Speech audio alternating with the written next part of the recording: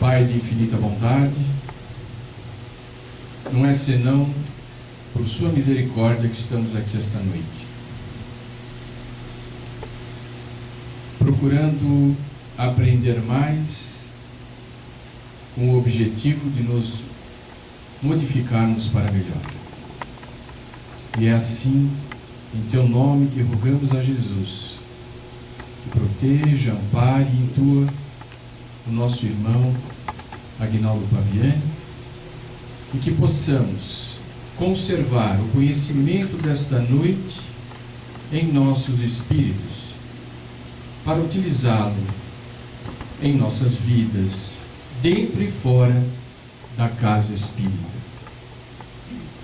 Que Jesus nos abençoe e que nos proteja hoje e sempre. Que assim seja.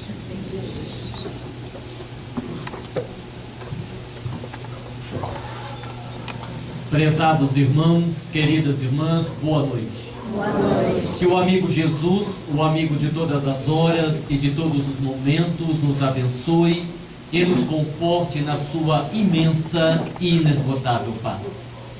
Fernando Sabino, um escritor brasileiro, certa vez escreveu que de tudo na vida ficam três coisas: a certeza que estamos apenas começando, a certeza que não podemos parar e a certeza que poderemos ser interrompidos antes de terminar. Daí, a sabedoria da vida está em fazermos da interrupção um novo começo, fazermos da possível queda um passo de dança, fazermos do medo uma escada, fazermos dos sonhos uma ponte e fazermos da procura um encontro. As palavras de Fernando Sabino nos convidam não apenas a vivermos, mas sobretudo vivermos com sabedoria, vivermos com prazer de viver, vivermos desenvolvendo uma paixão pela vida. Eu me lembro, recordando Fernando Sabino, de um pensador que viveu no século VIII chamado Beda, que também falava de sabedoria. Dizia Beda que existem três caminhos para o fracasso: não ensinar o que se sabe, não praticar o que se ensina e não perguntar aquilo que se ignora. Esses três caminhos nos conduzem ao fracasso. E nós chamamos a atenção para o último item, porque nós não gostamos muito de perguntar aquilo que nós ignoramos. Porque para eu perguntar aquilo que eu ignoro, eu tenho que me colocar na condição de aprendiz. Eu tenho que admitir que não sei, e isso nos incomoda um pouco. Diz um filósofo brasileiro chamado Mário Cortella que para nós perguntarmos aquilo que nós ignoramos, nós precisamos ter humildade intelectual, o que não é muito difícil. A pessoa que tem humildade intelectual é aquela pessoa que sabe que não sabe tudo, é aquela pessoa que sabe que não é a única que sabe, é aquela pessoa que sabe que a outra pessoa sabe o que ela não sabe, é aquela pessoa que sabe que ela e a outra pessoa podem saber muitas coisas juntos, e é aquela pessoa que sabe que ela e a outra pessoa não saberão tudo que pode ser sabido. Fácil. Muito fácil. Espero que nos encaixemos nesta condição. O replay é só no final. Boa noite. Boa noite. Olha, Votuporanga é longe. É muito longe. Eu vim de avião, o que não é nenhuma vantagem, que eu detesto. Então, considerando a distância, considerando o meu medo de avião, eu acho que mereço uma boa noite, no mínimo mais animada. Boa noite. Boa noite.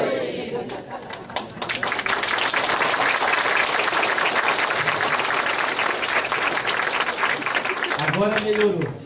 Às vezes as pessoas me perguntam assim: Aguinaldo, só a título de esclarecimento, tá? Já vou começar a palestra. Aguinaldo, mas você ainda não perdeu o medo de voar? Você vai de um lado para o outro fazendo palestras?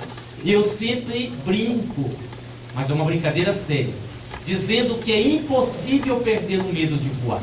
Eu posso lhes garantir que quem não tem medo de voar, quando voar pela primeira vez, passa a ter medo. Porque a impressão que eu tenho é que há um complô entre piloto, copiloto e aeromoça para deixar você com medo. Porque é impressionante. Vejam se não é assim. Você entra no avião e logo alguém diz assim: senhores passageiros, por favor desliguem todos os aparelhos eletrônicos, inclusive os aparelhos celulares. Ora, Hoje em dia, desligar o celular é quase igual perder um ente querido, porque o celular faz parte da nossa vida, é quase um órgão do nosso corpo. E quando você é constrangido a desligar o celular, você se sente sozinho, solitário. Aquilo já dá um medo. E aí a aeromoça continua no terrorismo. Senhores passageiros, se por acaso a cabine sofrer uma despressurização, eu demorei 1 ano para descobrir o que era isso. Se a cabine sofrer uma despressurização, máscaras de oxigênio cairão do compartimento acima da sua poltrona. Meu Deus, você vai fazer uma viagem e já fica sabendo antes de começar que você corre o risco de não ter oxigênio para respirar. Quem é que vai ficar calmo? E ela ainda tem a coragem de dizer assim: se por acaso houver uma criança sentada ao seu lado, coloque primeiro a máscara em você, depois na criança. Eu digo, mas é óbvio, mas é lógico que eu vou colocar em mim primeiro. Eu me salvo, se der tempo eu salvo alguém que está perto, mas é claro que eu vou colocar em mim. Veja se isso não é terrorismo. E aí, com aquela voz calma de aeromoça, ela diz assim: se por acaso o avião pousar na água, como se o avião pousar na água fosse a coisa mais natural do mundo. Se acaso o avião pousar na água, retire o seu assento e leve-o para fora, ele é flutuante. E eu fico imaginando o avião caindo no Oceano Pacífico e as pessoas tirando o seu assento calmamente. Com licença, por favor, vá você fora. Morre antes do avião se matando que morra afogado. Então, por estas razões, é impossível perder o medo de voar. Muito bem. Agora nós vamos começar a palestra e meu tempo começa agora, certo? Bem esclarecido. Foi só a introdução. Nós vivemos, inegavelmente e infelizmente, numa sociedade adoecida, emocionalmente falando. Quando fazemos uma análise fria da humanidade em que nós fazemos parte, nós detectamos com muita facilidade que o ser humano, genericamente falando, salvo algumas exceções, está adoecido.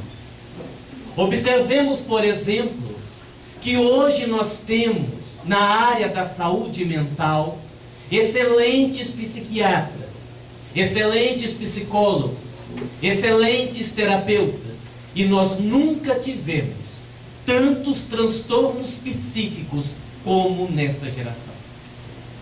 Nós temos à nossa disposição uma verdadeira indústria do lazer, que teoricamente poderia nos proporcionar uma felicidade sem tamanho. No entanto, mesmo com esta indústria do lazer à nossa disposição, nós nunca tivemos tantas pessoas tristes como nesta geração. Nós vivemos a era da internet, a era das redes sociais, onde todos estão conectados com todos, e nós nunca tivemos tantas pessoas solitárias como nesta geração. Uma pesquisa recente feita nos Estados Unidos determinou que de cada 2 pessoas, uma, até o final da sua vida, terá algum tipo de transtorno psiquiátrico. Isto é um número de 3 bilhões de pessoas. Fala-se em suicídio como sendo um problema gravíssimo, e o é. Nós que somos espíritas sabemos muito bem que a escolha pelo suicídio é a pior escolha, é a porta falsa. No entanto, não se observa que hoje, na atualidade, nós também convivemos com outro tipo de suicídio, que é o suicídio emocional. Que é o suicídio onde as pessoas morrem emocionalmente, mas continuam vivas no corpo físico. São pessoas que vivem, mas não têm mais alegria de viver. São pessoas que vivem, mas não trazem mais um sorriso na face. São pessoas que vivem, mas não trazem mais um brilho no olhar. Nós nunca tivemos tantos casos de depressão como na atualidade. O homem moderno está psiquicamente adoecido. E eu posso dizer isto como espírita que sou, e como terapeuta que sou, que atendendo as pessoas todos os dias, vejo a tristeza estampada na face. Muitas das vezes nós confundimos uma ação espiritual externa com as nossas dificuldades íntimas de lidar com a própria vida e conosco mesmo.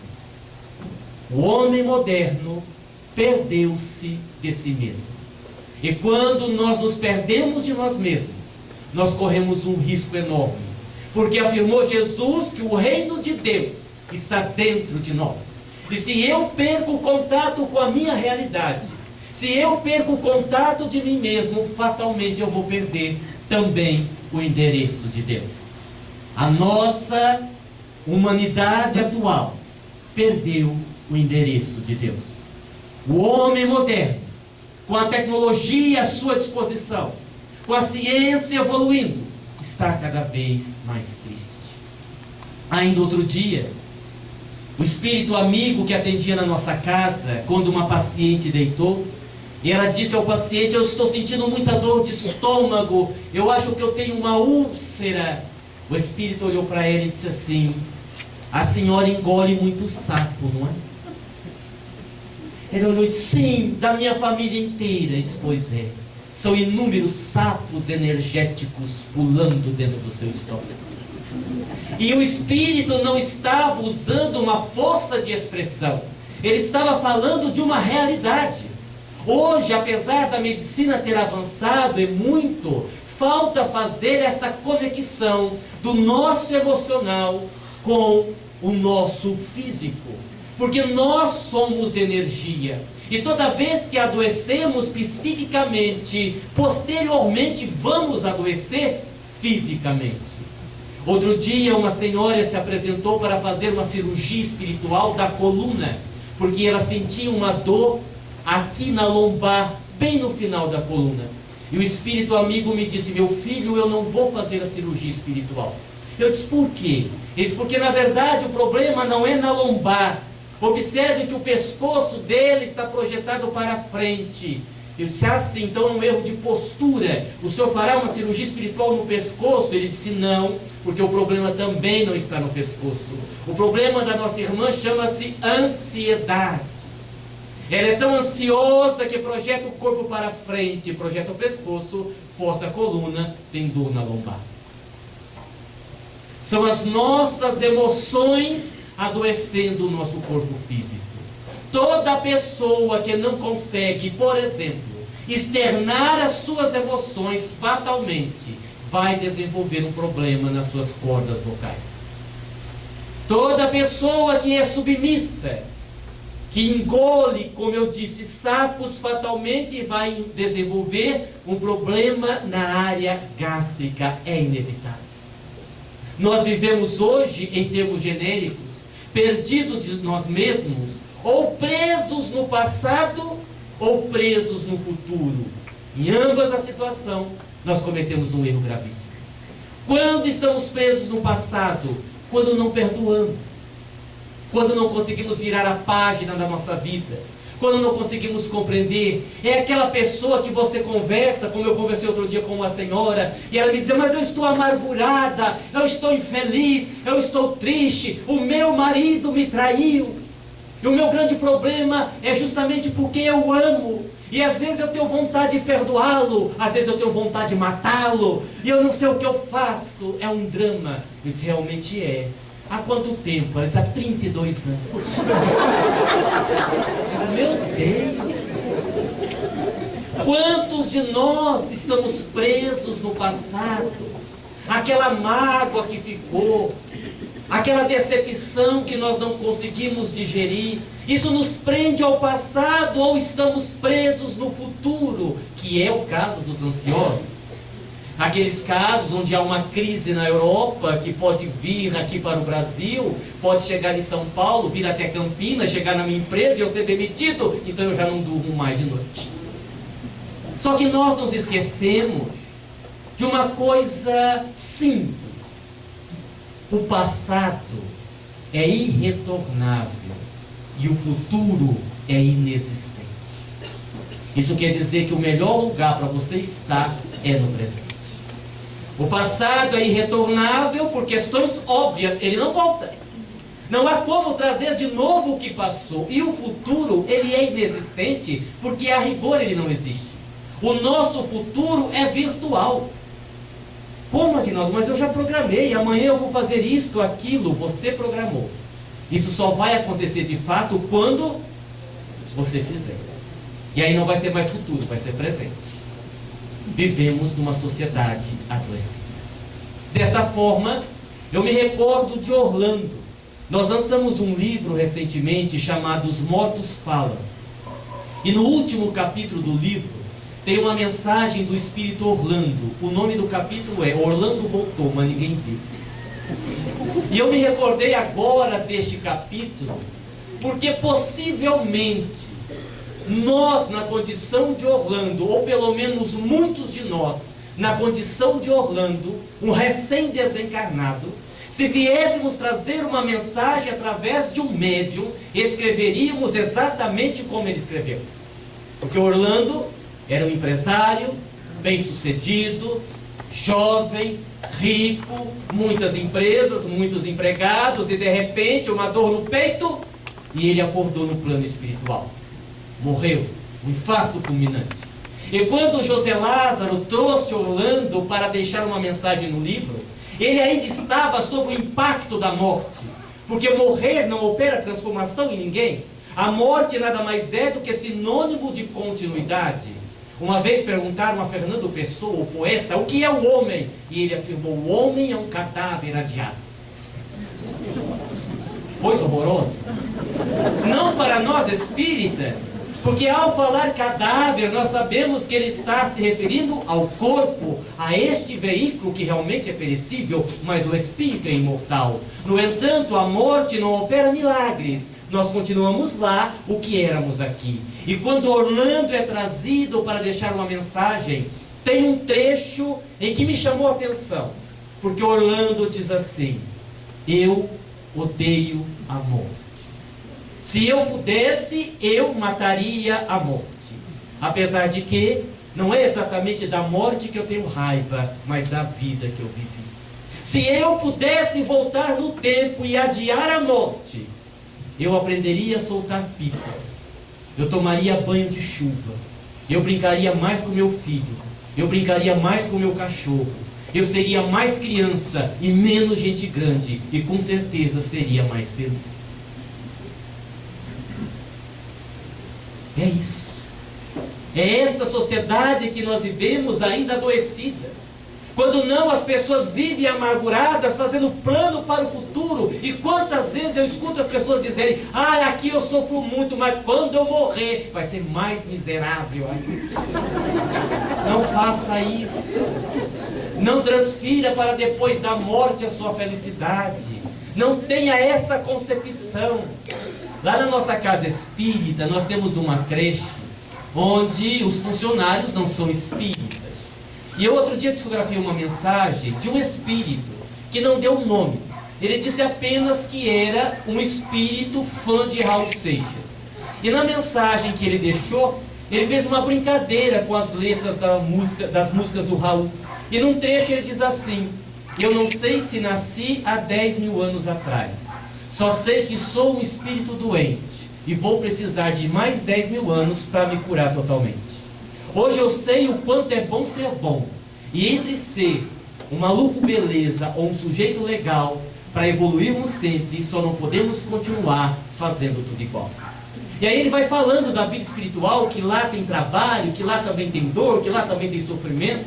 E nós colocamos a mensagem no mural. A cozinheira, que não é espírita, leu a mensagem. Veio falar comigo. Disse: Aguinaldo, aquilo que está escrito lá é verdade? Eu disse: é. O senhor tem certeza? Eu disse: mas por que é que você está perguntando? Disse: não, porque em espírito eu não acredito, mas no senhor eu acredito. Eu disse: senhora minha irmã, como espírita, eu acredito que é. Ai, miserável de mim. Eu disse: mas por quê? Porque a minha vida é uma miséria só. Eu sofro com marido, com filho, com problema de dinheiro. Meu sonho é morrer para descansar. Agora tem trabalho, tem sofrimento. Quer dizer, vai continuar tudo igual. Você tem certeza que não é verdade? E aí, não para brincar com ela, mas para tentar fazer com que ela entendesse o mecanismo da vida, eu disse: olha, minha irmã, e tem mais. Ela disse: tem mais? Eu disse: tem. Você não está trabalhando na cozinha por acaso. Ela disse: não. Eu disse: não. Foram os espíritos que recomendaram. Ela disse: por quê? Eu disse: porque a cozinha é quente e você já vai se acostumando.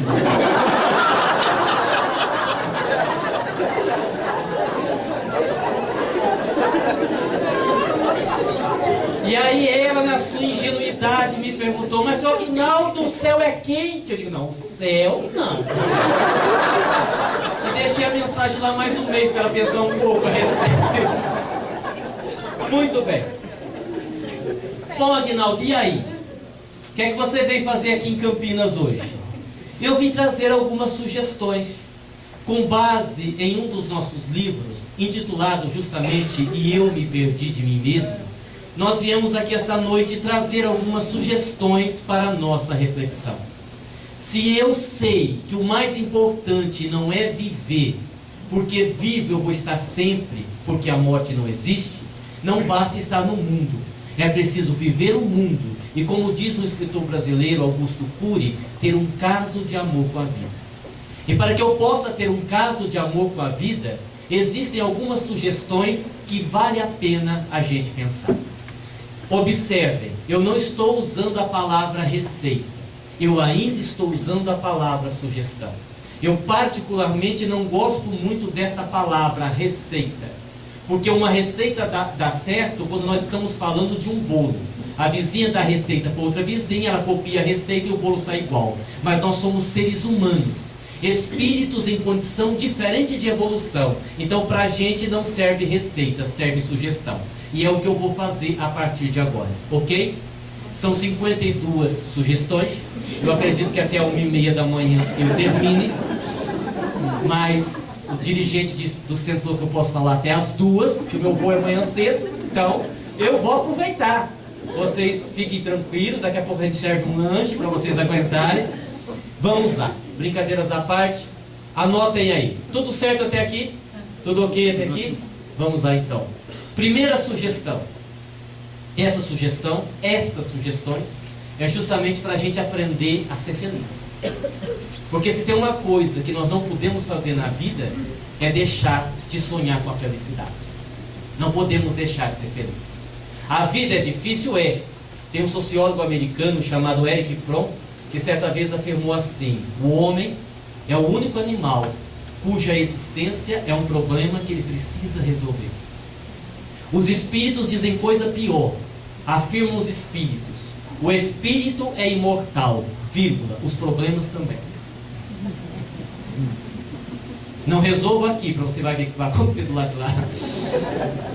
Primeira sugestão, anote. Precisamos aprender a desenvolver o alto amor. É um tema que nós temos falado com uma certa insistência nas casas espíritas. Ouvimos muito falar sobre o amor, sobre a necessidade de amar. Em muitas situações do nosso movimento espírita, nós criamos uma mentalidade equivocada de que o alto amor é uma postura egoísta. Eu não posso me amar, isso é egoísmo, mentira. O alto amor é uma proposta cristã. Disse Jesus: devereis amar o vosso próximo como? Se eu não me amo, como eu amo o próximo? Eu só posso dar aquilo que eu tenho. Então eu preciso partir do princípio que a pessoa mais importante na minha vida sou eu. A pior dependência que existe não é a dependência financeira, é a dependência afetiva. A pior coisa que você pode fazer com a sua vida é colocá-la na mão de outras pessoas. A pior coisa que você pode dizer é quando você diz assim: mas sem ele eu morro. Já morreu. Já morreu. Porque se você precisa de uma outra pessoa para viver, literalmente você está morto. Como eu disse para uma moça outro dia que namorava um mau caráter, eu disse: minha filha, deixa esse homem. Ele disse: não posso, ele é o ar que eu respiro. respiro. Eu digo, bom, então você vai morrer de câncer no pulmão, porque o cara não vale nada. Ame, mas não ame os outros mais do que você ama você. Ame-se em primeiro lugar. Isso é auto-amor. Nós precisamos desenvolver esta capacidade de nos amarem mais, de nos amarmos do jeito que nós somos, com as nossas imperfeições. Amarmos-nos olhando no espelho e gostando de nós do jeito exato que somos. Auto-amor. Hermance Dufour, através do médium Vanderlei de Oliveira, no livro Emoções que Curam, ela cita 3 situações onde o nosso amor adoece. Ela cita 3 situações onde o nosso amor se transforma em sofrimento. E ela enumera dizendo assim: primeiro, quando criamos a ilusão de acreditar que o nosso amor pode mudar a pessoa que nós amamos. Não pode. Eu sinto muito em dizer isso a vocês, mas não pode. Isso é ilusão. As pessoas mudam quando elas querem mudar. Cada pessoa muda no seu momento. Ela amadurece espiritualmente no seu momento. Nós não temos esse poder. Há pessoas que casam, dizem, mas quando ele casar vai melhorar. Piora. Minha filha, você que é mulher, não acredite nisso, piora. Porque o homem é mais ou menos quando está namorando, quando está tentando conquistar, ele aí até mostra alguma coisa. Se quando está namorando já não é grande coisa, quando casar, minha irmã, cuidado, cuidado. Hoje em dia os homens não são muito românticos, não é? Alto amor. Quando nós acreditamos que o nosso amor pode mudar a pessoa que nós amamos. Segunda situação. Quando nós criamos a ilusão de acreditar que somos responsáveis pelas escolhas das pessoas que nós amamos. Não somos. E aí eu tenho visto tantas e tantas mães em depressão profunda, afundando junto com seus filhos. Mães, eu sei que vocês não podem ser totalmente felizes vendo um filho sofrer. Nenhuma mãe será. No entanto, o seu filho não é seu filho, é filho da vida, é filho de Deus. O seu filho tem a sua própria história, tem as suas tendências, tem o seu histórico espiritual. Estenda a mão para ajudá-lo, mas não afunde junto com ele. Mãe e pai, principalmente, que acabam se destruindo também, vendo a destruição do filho, que é dramático, que é sofrível, que é doloroso. No entanto, ninguém, absolutamente ninguém, reencarnou para salvar ninguém. Nós reencarnamos para dar conta de nós. E se você der conta de você, considere-se no lucro. Já está bom demais, porque nem isso nós estamos dando conta. Hoje em dia as pessoas têm reclamado que a vida está muito mais difícil. Vocês têm notado isso? Vocês têm notado, por exemplo, que está mais difícil sair de um quadro de ansiedade? Que está mais difícil sair de um quadro de síndrome do pânico? Que está mais difícil sair de um quadro de depressão? Vocês sabem por quê? Por 2 razões. Primeiro, por causa da transição planetária. Nós somos convocados a descer de cima do mundo. A Terra, o planeta Terra, vive uma situação extremamente delicada. O processo de transição se acelera cada vez mais. E nós estamos sendo não convidados, mas convocados a olhar para dentro de nós mesmos. O que é um processo extremamente doloroso, para enxergar as nossas sombras íntimas. Em segundo lugar, eu lembro aqui o espírito de Maria Modesto Caro, que no livro O Lado Oculto da Transição Planetária afirma que o inferno está subindo a crosta. Querendo dizer que nesse processo de transição planetária, os espíritos que estão sofrendo nas regiões de dor estão vindo para a Terra, porque também são filhos de Deus e também querem evoluir. Isso significa, só para vocês terem uma ideia, e é interessante eu contar isso, porque outro dia uma moça me perguntou assim: seu Guinaldo, mas os espíritos entram dentro da casa da gente? Se entra. Mas eles entram no banheiro também? Aí eu vi que ela ficou assustada e disse, nossa, é o lugar que eles mais gostam de ir. Aí depois ela veio me falar que só tomava banho de toalha. Ai, meu Deus, coitada. Fazendo uma conta simples, só para a gente entender como é que a pressão espiritual está complicada. Existem hoje, segundo os espíritos, esse dado é atual, tá? É um dado atualizado. Existem hoje, ligados ao planeta Terra, cerca de 35 bilhões de espíritos. Desses 35 bilhões, 7 bilhões estão encarnados. Sobram 28 bilhões. Isso quer dizer que dá 4 espíritos para cada encarnado. Se na sua casa eles estão em 2, tem 8. Aí vocês vão fazer a conta. Se for a família de italiano perturbado, imagina só quanto é que obsessor tem lá na sua casa. E a pessoa ainda pergunta se tem espírito que entra em casa, mas é lógico, né? Alto amor. E a terceira observação de irmãs, que é o que nós estamos dizendo, que o amor se transforma em sofrimento quando nós criamos a ilusão de acreditar que o amor do outro por nós é mais importante do que o nosso amor por nós mesmos. Ok? Essa é a primeira sugestão. Aprenda a desenvolver o alto amor. Ponto. Segunda sugestão. Nunca, em hipótese alguma, deixe de sonhar. Os sonhos alimentam a nossa vida. Nós notamos que uma pessoa começa a morrer, emocionalmente falando, quando ela para de sonhar. Quando, com uma certa nostalgia, ela volta muito ao passado e nunca vai ao futuro. Quando eu morava naquela casa, quando eu era solteiro, quando eu tinha aquele carro, e essa nostalgia vai demonstrando que a pessoa desistiu de sonhar. Nós só temos que tomar cuidado para não deixar o nosso sonho se transformar em delírio, porque existe uma diferença. Eu tenho uma amiga, por exemplo, que o sonho dela é ser jogadora de basquete. Delírio, ela tem 1,50 m. Delírio. Outro exemplo de delírio. Nós lançamos um livro agora recentemente, inclusive o livro é muito indicado para as mulheres casadas. O livro chama-se Respire e Conte até 10. Aí uma senhora me disse assim na palestra, mas senhor Aguinaldo, até 10 é muito pouco. Eu disse, olha minha filha, 10 é o mínimo. Você pega o livro, vê o marido que tem e vê até onde você conta. 10 é o mínimo, aí até onde você vai eu não sei, depende do seu marido. E quando nós fomos lançar o livro, Respire e Conte até 10, uma pessoa disse assim, olha Aguinaldo, você não vai colocar a sua biografia no livro, uma foto sua? Atualmente nós não colocamos, porque a grande maioria dos meus livros são psicografados. Então na verdade os livros não são meus, são dos espíritos. A gente só é um instrumento. Mas como o livro é de autoajuda, é de minha autoria, o amigo disse, olha, você deveria colocar a sua foto, sua biografia. Eu disse, você tem razão. Eu fui colocar a foto. Mãe, não pode ser qualquer foto. Tem que ser uma foto caprichada. Aí você vai no estúdio. Maquiagem, Photoshop. Quando eu vi a foto,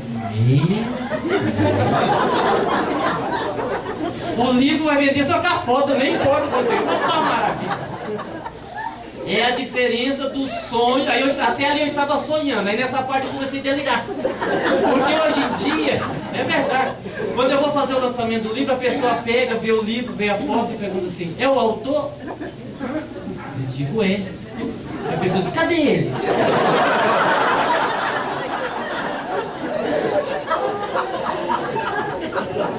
Eu digo, sou eu. E aí eu vejo que por educação a pessoa não diz nada, mas ela fala. Mas igual a minha filha, isso aí é tudo Photoshop, original só tem isso aqui. Então, vamos sonhar dentro de uma perspectiva razoável, né? Mas nós precisamos sonhar. É o segundo item. Anotem, vocês estão anotando. Alto amor, sonho, sonhar faz parte da vida. E é interessante como às vezes a gente não percebe que a felicidade está muito perto da gente, não é? Isso que eu vou contar aqui é fato verídico. Eu estava numa palestra e eu estava falando justamente, não era essa palestra, eu estava falando sobre depressão. O tema era depressão e eu estava falando dos medicamentos espirituais para a depressão. Entendendo que a depressão é uma doença da alma. Se a depressão é uma doença da alma, nós chegamos a duas conclusões. Quem tem depressão tem que tomar remédio, porque é doença. Segundo, nenhum remédio vai curar a sua depressão. Nenhum. A pessoa necessita tomar o remédio, porque o remédio para a depressão, ela combate os efeitos, ela vai te ajudar, porque senão a pessoa não aguenta. Então a medicação, ela é necessária. Agora, acreditar que o remédio para a depressão vai curar a sua depressão é ilusão. Porque o que é a depressão? É uma tristeza profunda e prolongada. Então eu pergunto, quem é que fica triste, o corpo ou o espírito? Se é o espírito, você está tomando um remédio para o corpo, não tem cura. Você ameniza os efeitos, mas você não vai à causa. A causa está no espírito. E eu estava falando da depressão e falei da importância de sonhar. Que nós temos que sonhar com a felicidade. Uma senhora levantou a mão, disse, seu Aguinaldo, por gentileza, pois não. Quer dizer, o senhor acha que a gente também deve sonhar com aquilo que a gente sabe que nunca vai se tornar realidade? Eu disse, bem, a pergunta da senhora é muito vaga. A senhora poderia ser mais específica? Sim, claro, meu marido. Olha, assim, gente, experiência. Mulher, chegou no centro, triste, cabisbaixa, de cada 10, 9 é problema com o marido. Você pode ver, eu nunca vi igual. Votuporanga, não sei se Campinas é assim. Votuporanga é um problema. Eu disse, mas o que a senhora quer dizer exatamente? Ela disse, olha, de domingo à tarde, eu vou na sala, e ela usou esse termo, tá? O termo foi ela que usou. Eu olho para o meu marido e está lá aquele sapo jogado em cima do sofá, com a camisa aberta até o umbigo, com aquela barriga enorme, babando de lado e roncando, bebeu todas na hora do almoço, e eu olho para o sapo e sonho, senhor Aguinaldo. Eu fecho os olhos e sonho assim, ele vai virar um príncipe, ele vai virar um... Eu abro os olhos, está lá o sapo. O senhor acha que ainda assim vale a pena sonhar? Aí, eu contei a ela uma história que eu ouvi de um amigo meu em Belo Horizonte. História verídica a história. De um homem que havia morrido. Eles estavam lá no velório, velando o corpo, quando num dado momento, uma das pessoas, um amigo do morto, resolveu dar um depoimento, falar da pessoa que havia morrido. Foi lá na frente e teceu alguns elogios, era um bom homem, uma boa pessoa, um homem caridoso. O outro foi a mesma coisa, o outro, no fim só sobrou a viúva. A viúva foi lá na frente e disse, eu também quero dar um depoimento sobre o meu marido. Mas eu não quero falar do meu marido como ele era na vida. Eu quero falar do meu marido como ele era na cama. E o povo se assustou, como vocês se assustaram agora. Ela disse, vocês já tiveram, perguntou ao público, carro a álcool velho em dia frio? Sabe aquele barulho de manhã na partida? Ela disse, pois é, esse era o barulho do ronco do meu marido. Ele começava às 10 horas da noite e no outro dia de manhã o carro ainda não havia. Mas não era só isso. O meu marido tinha muitos gases. E ele liberava esses gases num volume muito alto, a ponto dele mesmo acordar com o barulho, que aquele povo lá no meu banheiro baixo. Vocês podem imaginar o que era dormir com meu marido nas noites frias, debaixo das cobertas, com o ronco e com os gases do meu marido. E aí ela fecha o depoimento e diz o que é sério. Ela diz, pois é, mas eu quero dizer uma coisa a vocês. Estes sons do ronco e dos gases do meu marido foram os sons mais adoráveis que eu já ouvi. E eu daria tudo na minha vida, exatamente tudo, para ouvi-los de novo. Porque se eu os ouvisse, seria porque meu marido estaria vivo. Mas eu nunca mais vou ouvir esses sons, porque o homem que eu amo está morto. Então, às vezes, o sapo é príncipe. Você que não percebeu ainda. Este sapo é uma grande pessoa, só precisa ser burilado. Às vezes nós queremos ir buscar tão longe o que está tão perto. Então esta é a segunda sugestão. Sonhe. Sonhe. Não é errado sonhar. Vamos parar com esse pensamento dentro do nosso movimento espírita, que às vezes tem, que o espírito tem que ser miserável, tem que ser coitado. Eu tenho uma raiva da palavra karma. Eu detesto, porque tudo é karma, tudo é obsessão, tudo é... Olha, karma também tem data de validade. karma também acaba. Tem karma que começa no final da vida. Você se casa, fica 20 anos casado, depois de 20 anos sua sogra diz assim, vou morar com você. Começou o karma.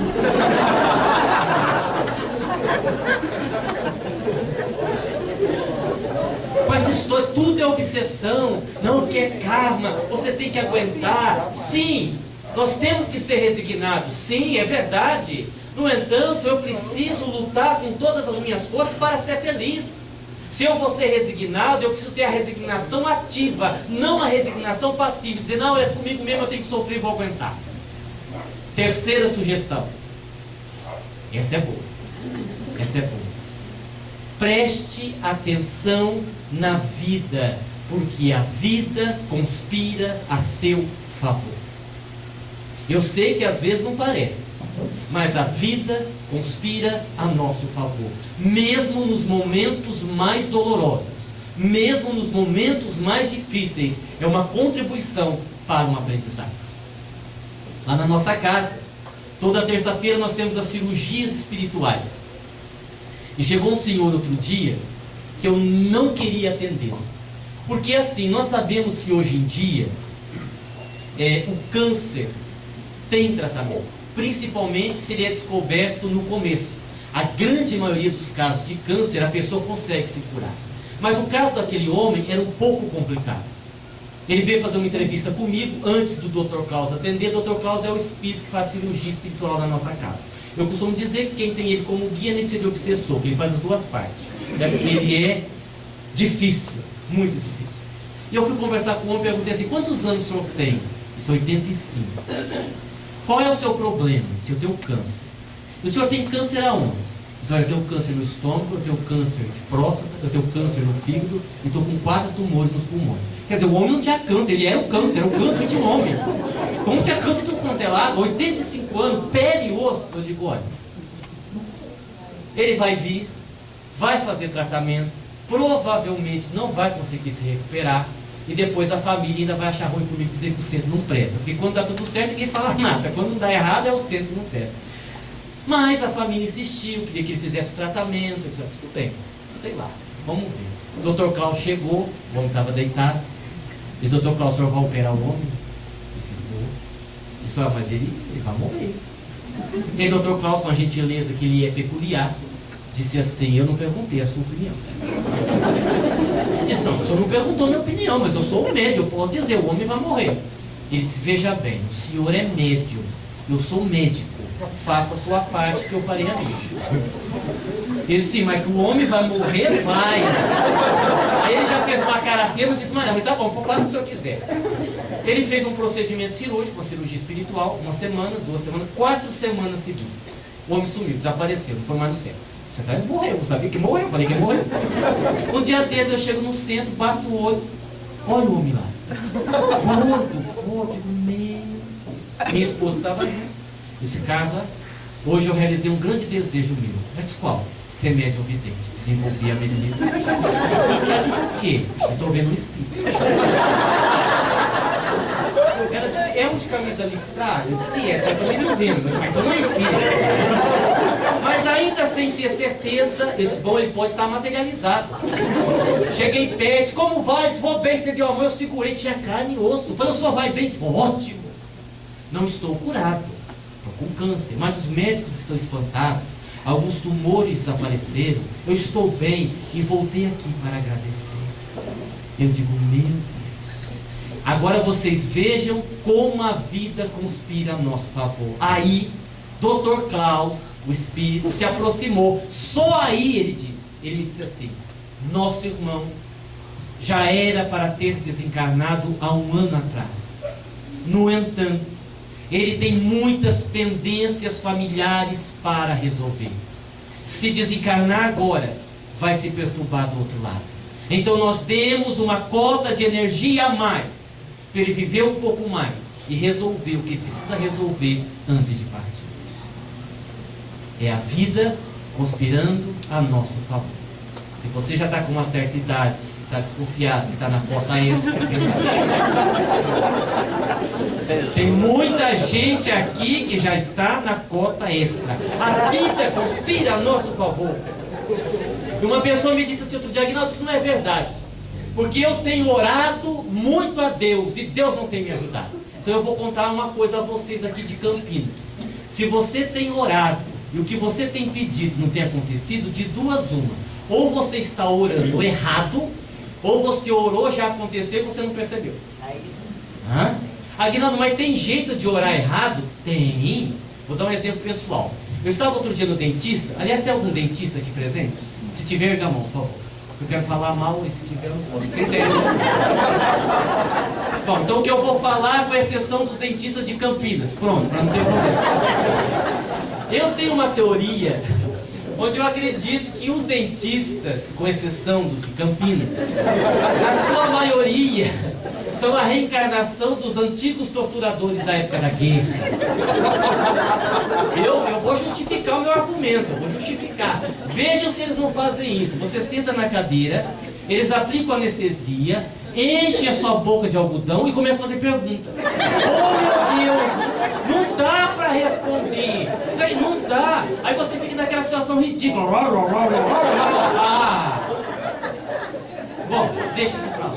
Eu fui no dentista para ver como a gente pode estar orando errado. Eu fui no dentista para fazerem 2 implantes. Vocês já fizeram implante? Não façam, não façam, usem dentadura, não façam, é horrível, é horrível. Olha, eu estava lá fazendo implante, aquilo doendo, já 2 horas na cadeira e não dava certo. E eu orando. Orando a quem? A Dr. Klaus. Acabei de falar dele, médico, faz cirurgia espiritual na nossa casa, é o diretor espiritual da casa. Eu estou orando para ele me ajudar. E nada. 2 horas depois ele apareceu. Deu uma vontade de dizer: agora? O cara esperou morrer na cadeira para aparecer?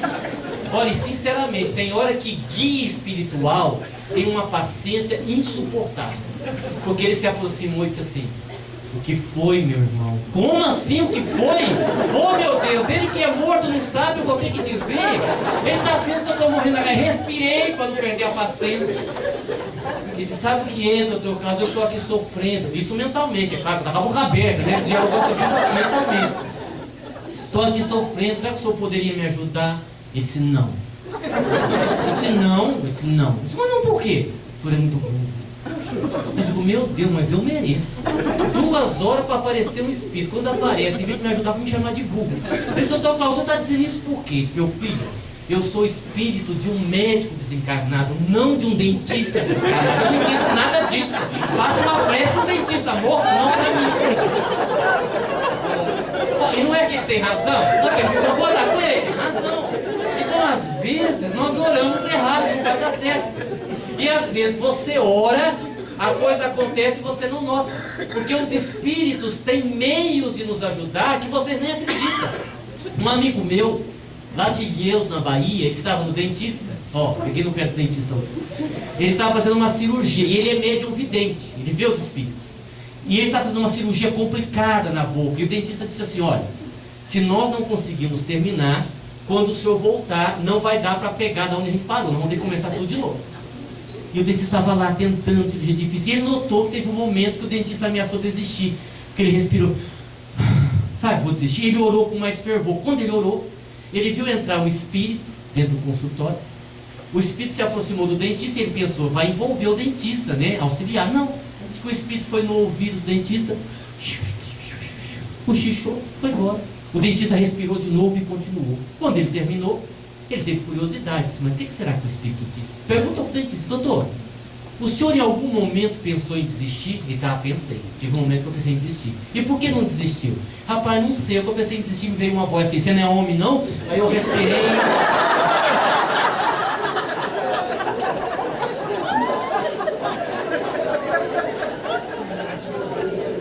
A vida conspira a nosso favor. 4ª sugestão: vamos aprender a rever os nossos conceitos.